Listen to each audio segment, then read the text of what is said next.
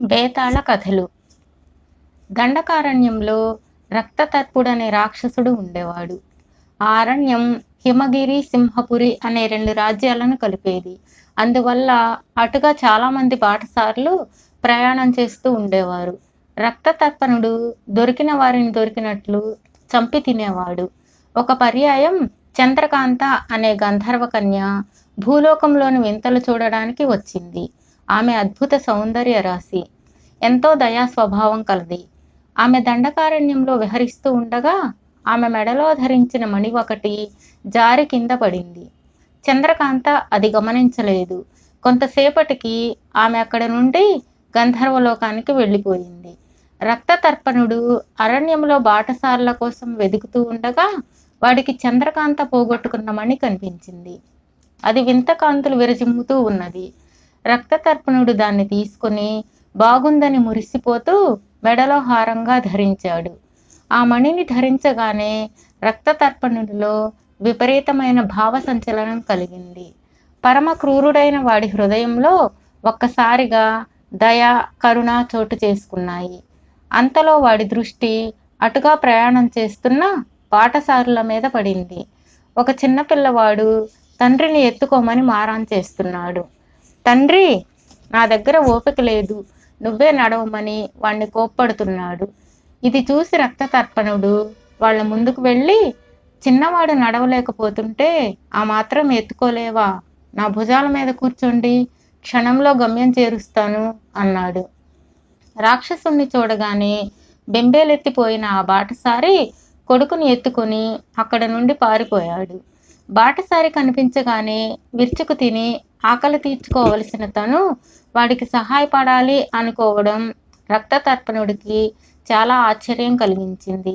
వాడు తనకేం జరిగిందా అని విచారపడుతూ ఒక చెట్టు కింద కూర్చున్నాడు.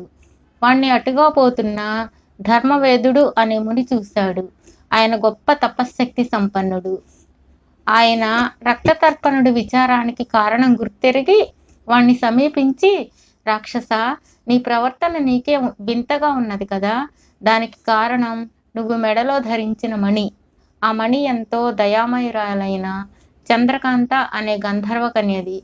ఆ మణికి మనస్సులోని కోరికలను తీర్చగల మహిమ ఉన్నది. అందువలన నువ్వు ఇతరులకు సహాయపడాలనుకుంటే మనుష్య రూపం ధరించి సహాయపడవచ్చు అని చెప్పి ముందుకు సాగిపోయాడు. ముని చెప్పింది విన్న రక్తతర్పణుడు మణి ప్రభావం పరీక్షించడానికి మనుష్య రూపం కావాలని కోరుకున్నాడు. మరుక్షణం వాడి రూపు మానవుడిగా మారిపోయింది. ఆనాటి నుంచి రక్తతర్పణుడు అరణ్యం గుండా ప్రయాణించే బాటసారులకు సహాయం చేయసాగాడు. వాళ్లను దోచుకునే దోపిడీ దొంగలను తుదముట్టించాడు. బాటసారులు నీళ్ల కోసం ఇబ్బంది పడకుండా మార్గంలో అక్కడక్కడ బావులు తవ్వించాడు. ముళ్ళ పొదలను నరికి మార్గాన్ని మరింత సుగమం చేశాడు. అయితే ఎవరూ ఊహించని అవాంతరం ఒకటి వచ్చి పడింది. ముని ధర్మవేదుడు రక్తతర్పణుడికి మణి ప్రభావం వివరిస్తూ ఉండగా అక్కడ ఉన్న చెట్టు కొమ్మ మీద దాగి ఉన్న ఆదిత్యుడనే సింహపురి గూఢచారి విన్నాడు. సింహపురి రాజు విక్రమ భూపతికి రాజ్యకాంక్ష ఎక్కువ. ఆయన పొరుగు రాజ్యం హిమగిరి మీద యుద్ధం ప్రకటించి దాన్ని తన రాజ్యంలో కలుపుకోవాలని పథకం వేశాడు. హిమగిరి రాజు విజయాదిత్యుడు ధర్మప్రభువు. ఆయన పాలనలో రాజ్యం సుభిక్షంగా ఉన్నది. ప్రజలు సుఖ సంతోషాలతో కాలం గడుపుతున్నారు. విక్రమ భూపతి యుద్ధ ప్రతిపాదన విని విజయాదిత్యుడు తల్లడిల్లిపోయాడు. కారణం ఏంటంటే హిమగిరి ఆర్థికంగాను సైనిక పరంగాను సింహపురితో పోలిస్తే బలహీనమైనది. విజయాదిత్యుడు పంపిన సంధి ప్రతిపాదనకు విక్రమ భూపతి అంగీకరించకపోవడంతో యుద్ధం తప్పనిసరి అవబోతున్నది. సింహపురి గూఢచారి ఆదిత్యుడు సింహపురి చేరి రాజ విక్రమ భూపతికి తను అరణ్యంలో చూసినది చెప్పి రాక్షసుడి నుంచి మహిమగల మణిని సంపాదించితే చుట్టుపక్కల గల అన్ని రాజ్యాలను జయించవచ్చు అని వివరించాడు. ఇది విన్న విక్రమ భూపతికి అప్పుడే తను చక్రవర్తి అయినంత ఆనందం కలిగింది. ఆయన రక్తతర్పణుడి సహాయం అర్థించడానికి రథం మీద బయలుదేరాడు. అదే సమయంలో హిమగిరి రాజు విజయాదిత్యుడు రానున్న యుద్ధం గురించి తన ప్రజలు ఏమనుకుంటున్నారో తెలుసుకునేందుకు మారువేషంలో రాజ్య సంచారానికి బయలుదేరాడు. ఒకచోట ఆయనకు ఒక చెట్టు కింద విశ్రాంతి తీసుకుంటున్న ముని ధర్మవేదుడు కనిపించాడు. ఆయన ముఖంలోని దివ్య తేజస్సు గమనించిన విజయాదిత్యుడు ఆయనను సమీపించి వినయంగా నమస్కరించి చేతులు కట్టుకుని నిలబడ్డాడు. ధర్మవేదుడు రాజును తేరిపార చూసి, రాజా, నీ మనసులోని ఆవేదన గ్రహించాను. సింహపురి రాజు విక్రమభూపతిని ఎదుర్కోవాలంటే ఒకే ఒక మార్గం ఉన్నది. నువ్వు వెంటనే బయలుదేరి దండకారణ్యానికి వెళ్ళు. అక్కడ రక్తతర్పణుడు అనే రాక్షసుడు ఉన్నాడు. వాడిప్పుడు ఒక మణి ప్రభావం వలన మారిపోయి మనుష్య రూపంలో ఆపదలో ఉన్న వారికి సహాయపడుతున్నాడు. వాడి మెడలోని మణి కారణంగా నువ్వు వాడిని గుర్తించవచ్చు. వాడికి పరిస్థితి వివరించి ఆ ప్రభావం గల మణిని సంపాదించే ప్రయత్నం చేయి అని సలహా ఇచ్చాడు. విజయాదిత్యుడు రక్తతర్పణుణ్ణి కలుసుకునేందుకు గుర్రం మీద వెంటనే బయలుదేరాడు. కానీ ఈ లోపలే సింహపురి రాజు విక్రమభూపతి మనుష్య రూపంలో ఉన్న రక్తతర్పణుణ్ణి కలుసుకొని, రాక్షసోత్తమ, తమ గురించి విన్నాను. నేను సింహపురి రాజైన విక్రమభూపతిని. తమలో తాము కీచులాడుకుంటున్న అన్ని రాజ్యాలను ఏకఛత్రాధిపత్యం కిందకి తీసుకువచ్చి ప్రజారంజకంగా పాలన చేయాలనే సదుద్దేశంతో తమ దర్శనానికి వచ్చాను. మీరు దయతలచి ప్రభావం గల మణిని నాకు ఇస్తే ఎందరికో సహాయం చేసిన వారవుతారు అని వేడుకున్నాడు. దానికి రక్తతర్పణుడు, నేను ముందుగా నీ రాజ్యానికి వచ్చి నీ పాలన ఎలా ఉన్నదో చూడాలి. ఆ తర్వాత మాత్రమే మణిని నీకిచ్చే సంగతి నిర్ణయించగలను అన్నాడు. విక్రమభూపతి రాక్షసునికి కృతజ్ఞతలు చెప్పుకొని తన రాజధానికి వెళ్ళిపోయాడు. ఆ మర్నాడు విజయాదిత్యుడు అరణ్యంలో రాక్షసుని గుర్తించి, మహానుభావ, నేను హిమగిరి రాజు విజయాదిత్యుణ్ణి. సింహపురి రాజు విక్రమభూపతి రాజ్యకాంక్షతో నా రాజ్యాన్ని ఆక్రమించుకోవాలనుకుంటున్నాడు. మీ మణి సహాయంతో తప్ప అతన్ని నేను జయించలేను. ధర్మబద్ధుడినైన నాకు సహాయపడగలరని నమ్ముతున్నాను అన్నాడు. అందుకు రక్తతర్పణుడు, రాజా, విచారించకు. ఈ రాజ్యానికి వచ్చి ప్రజల స్థితి ఎలా ఉన్నది గమనించాక నీకు సహాయం చేసే విషయమై నిర్ణయం తీసుకుంటాను. నీ శత్రువైన విక్రమభూపతికి కూడా ఇలాగే మాట ఇచ్చాను అన్నాడు. విజయాదిత్యుడు రక్తతర్పణుడికి నమస్కరించి తన రాజ్యానికి వెళ్ళిపోయాడు.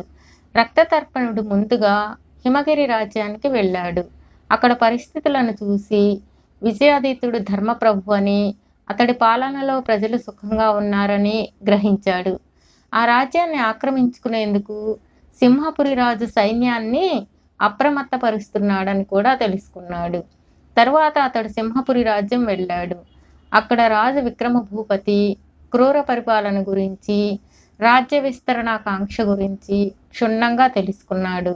ఆ ఇద్దరు రాజుల్లో ప్రభావం గల మణిని ఏ రాజుకి ఇవ్వాలా అని రక్తతర్పణుడు కొంచెం సేపు ఆలోచించి రాజు విక్రమభూపతిని కలుసుకొని, రాజా, ఈ ప్రభావం గల మణిని నీకు ఇవ్వదలిచాను, స్వీకరించు అని మణిని ఆయనకిచ్చి అరణ్యం కేసి సాగిపోయాడు.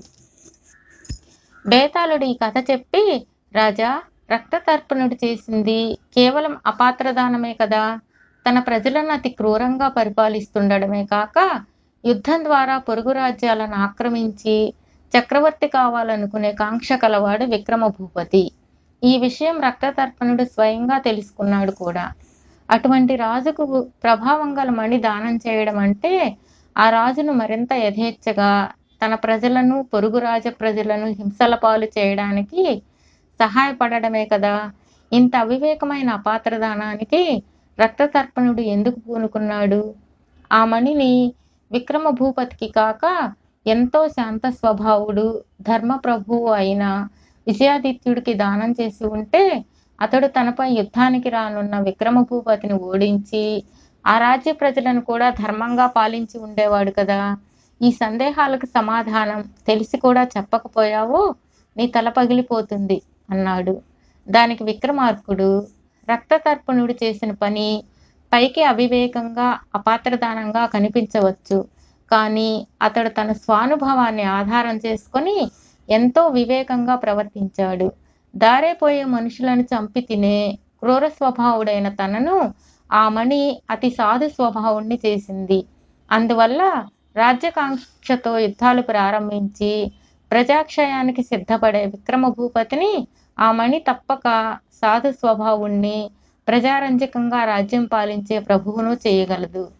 వసుధ సాత్వికుడు, ధర్మ మార్గాన నడిచే విజయాదిత్యుడిపై కొత్తగా ఆ మణి చూపే ప్రభావం ఏమీ ఉండదు. అందువల్ల దానిని అతడికి దానం చేయడం వృధా. ఇదంతా ఆలోచించే రక్తతర్పణుడు మణిని పాత్రుడైన వాడికే దానం చేశాడు అన్నాడు. రాజుకు ఈ విధంగా మౌనభంగం కలగగానే బేతాళుడు శవంతో సహా మాయమై తిరిగి చెట్టెక్కాడు.